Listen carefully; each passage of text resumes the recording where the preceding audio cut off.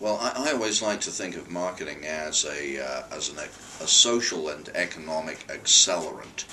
In other words, if you're bringing out a new product, you have to have marketing to get the information out, to get the word out to consumers about the availability of the new product. So in that respect, marketing does perform a very important function in the economy in terms of accelerating the pace of economic development, the pace of innovation, the pace of adoption of new opportunities, new services, new products in the marketplace. The other thing that marketing does that's often overlooked is that every day in China there are billions and billions of transactions where a buyer buys something from a seller. And for the most part, with very few exceptions, those billions and billions of transactions occur satisfactorily without there being any problem in terms of bad behavior or untrustworthy behavior on either party's side.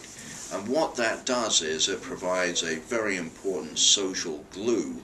in a society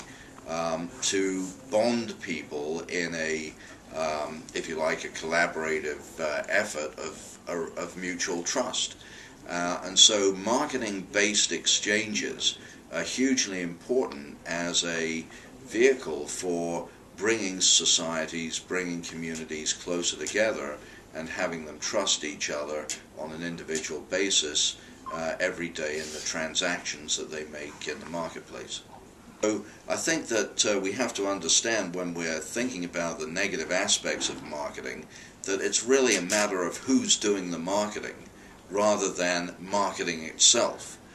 being the problem. Now what that means is that it's very important in China for there to be a regulatory environment where consumers are protected against abusive marketers. And it's very important that there be strong marketing trade associations that are developed with codes of conduct, as exist in Britain and the United States and other Western countries, that basically say, look, if one of our members steps out of line and behaves in an unconscionable way with respect to treating consumers poorly, then they're going to be subject to expulsion from the trade association. In other words, there needs to be a regulatory and trade association structure put into place that protects consumers against the worst excesses of bad marketers. But that doesn't mean that the consumer shouldn't be always looking out for themselves and prudently looking for the best deal and checking with friends and online as to whether or not they're dealing with people who are legitimate and who are going to live up to their word.